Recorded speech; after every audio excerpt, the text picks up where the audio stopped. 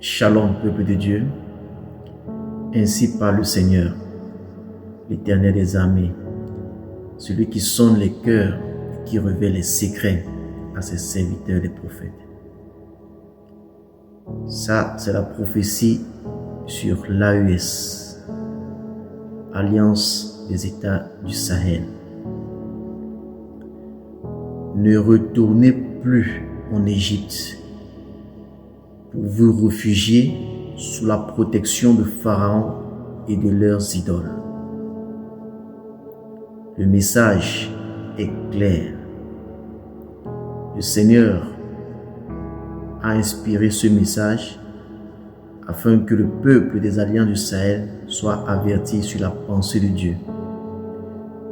Le message est clair, je répète, ne retournez plus en Égypte pour vous réfugier sous la protection de Pharaon et de leurs idoles.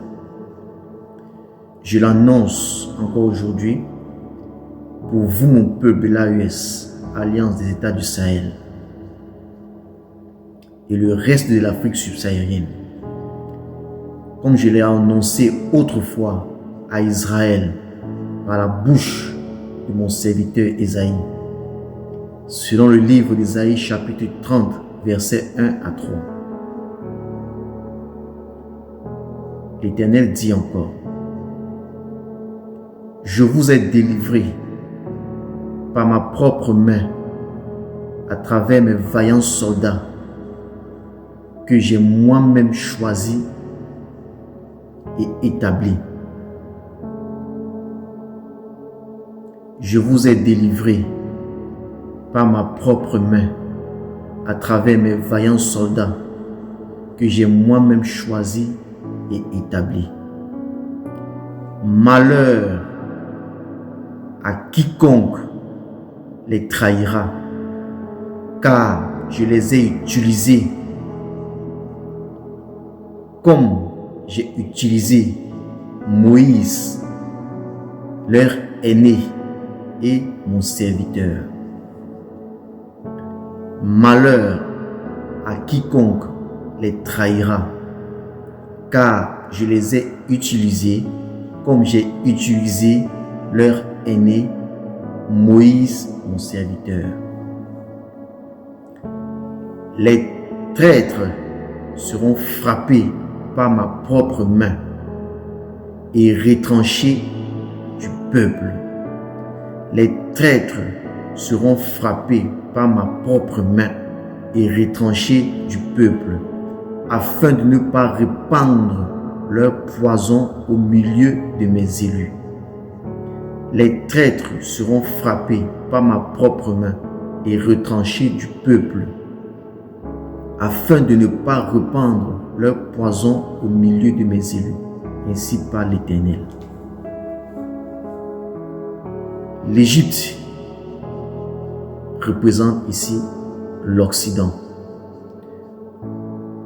tout entière. C'est l'Égypte moderne. Ça, je procède à l'explication de la prophétie. L'Égypte représente l'Occident tout entière. Nous pouvons citer dans l'Égypte l'Union européenne, les États-Unis et alliés, j'en passe. Pharaon représente ses leaders ou dirigeants politiques. C'est le pharaon des temps modernes. Ce sont des pharaons des temps modernes. Et le leader politique de l'Égypte du temps moderne, qui est l'Occident, et ses dirigeants politiques.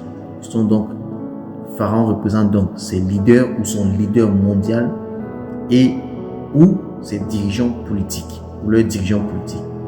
Maintenant, leurs idoles c'est quoi? Leurs idoles représentent ici leur doctrine. Et quand on parle de leur doctrine, on parle de la démocratie. Leur culture, bien évidemment, ce sont des athées et évolutionnistes, raison pour laquelle ils sont en train de plaider à cause des ce qu'on appelle aujourd'hui LGBTQ Voilà, la cause des personnes un peu spéciales, vous voyez.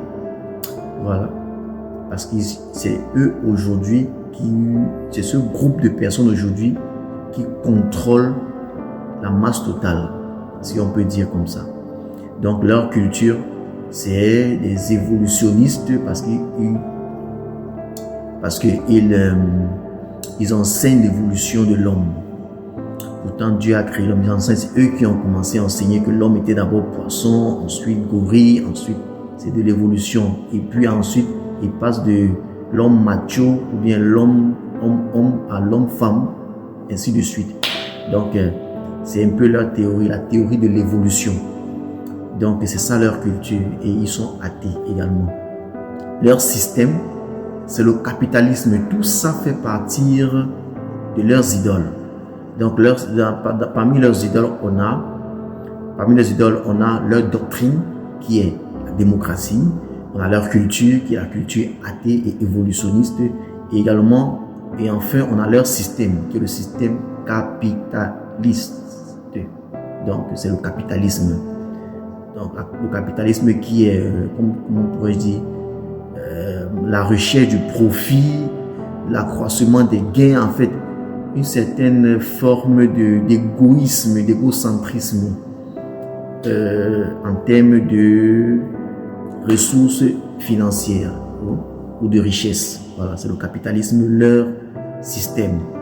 Alors, leurs prophètes sont les prophètes de la synagogue de Satan. Vous les reconnaîtrez par leurs œuvres. On ne peut pas rentrer dans les détails. C'est des usurpateurs d'identité, autrefois respectés et honorés, acclamés. Voilà. Et rappelez-vous du roi Sédécias qui avait pour refuge le roi de Babylone, Nebuchadnezzar. Qu'est-ce qui s'est passé ensuite?